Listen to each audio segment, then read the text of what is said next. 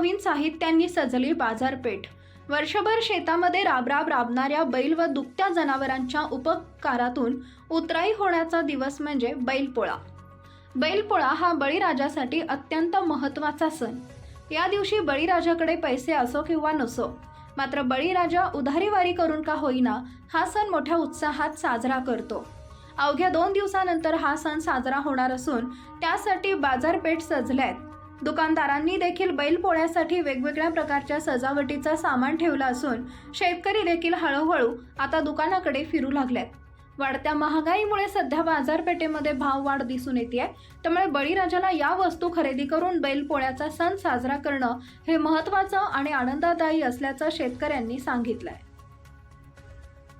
बैलपोळ्याचा बाजार सणाचा सालभर जनावरांनी कष्ट केलेले असते। तर बैलासाठी काहीतरी करावं लागतं, पिकू नाही पिकू पण सण करणं भागच जागी सण पोळ्याचा।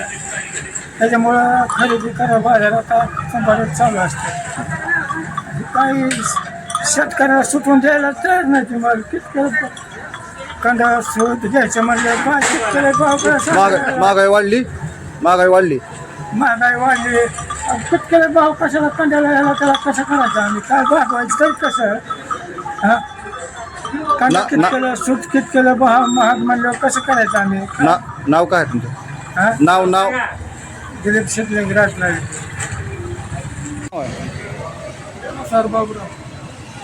काय सध्या पोळा आलाय सोमवारी, काय गिराईक सोमवारी आहे पोळा, शेतकरी काय तर ती जी आहे ती जी तुम्हाला गिराईक कमी आहे। उद्या परवापासून म्हणजे होतात दरवर्षी तुलनेत काय वाटतं ह्या वर्षी? दरवर्षीपेक्षा कमी भारताची जनावरच नाहीत ना, फक्त जनावर फक्त नाही दुभत्याची जनावर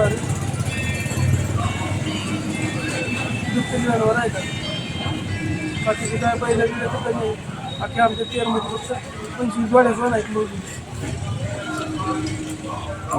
शेतकरी येतात का पण भावात काय तेजी वगैरे सध्या? भाव वाढलेला आहे, पेट वाढलेली आहे।